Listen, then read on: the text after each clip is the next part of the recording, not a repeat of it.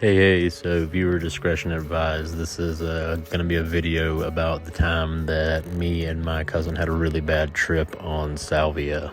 So, yeah, if you don't know what salvia was, it was a pretty popular, weed alternative, if you will, from way back in the late 2000s.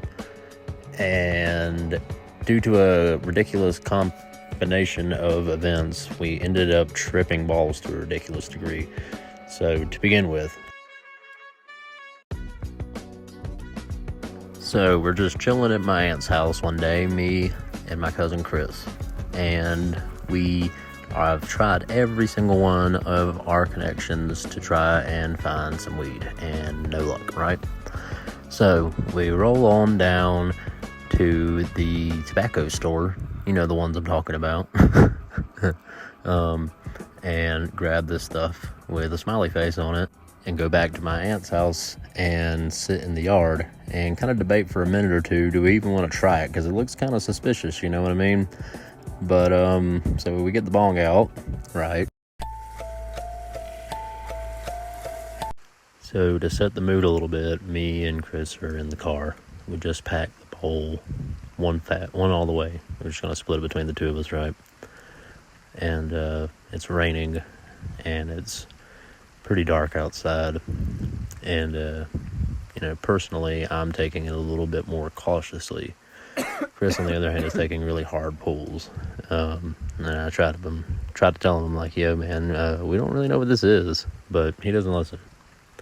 So about 5 to 10 minutes in, the power trucks pull up, and the backyard is kind of separating us from them, so they're down the street a little bit. We can mostly just see the lights, and about this time I've kind of really started to worry about if this stuff has hallucinogenic effects, but we think that we're tripping because of the lights, so we go inside, and it just continues to spiral out of control from here.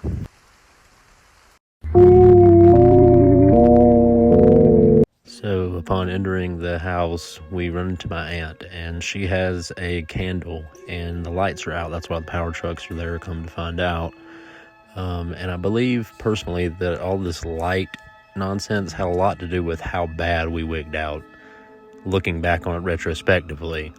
So we go into the living room and chill on the couch, and here's where the bad effects really start to kind of take their ultimate form, I guess, kind of. So about 10 to 15 minutes later, me and Chris are talking about, what's going on, how you feeling.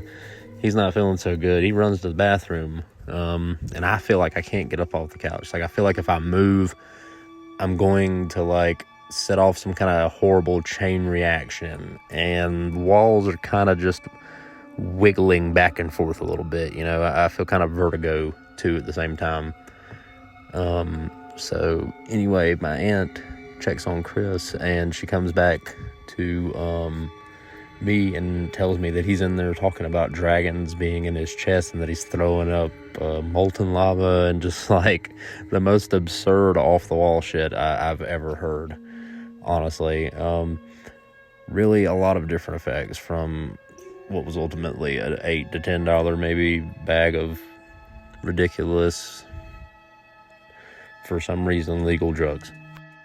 The moral of the story, children, is to do some research and be very prepared in the sense of your surroundings and whatnot if you're going to do drugs that change your perception, let's just say.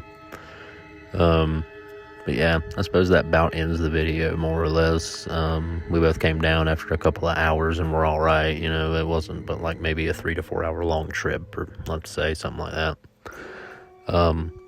I'm going to continue working on my locale series next, I guess, unless this drug trip series does good. In that case, I got a couple other really weird stories, because I felt it necessary to try everything for some reason. Been clean for a couple of years now, aside from weed and whatnot, but yeah, I'm happy to talk about it for views and subscribers, let's say.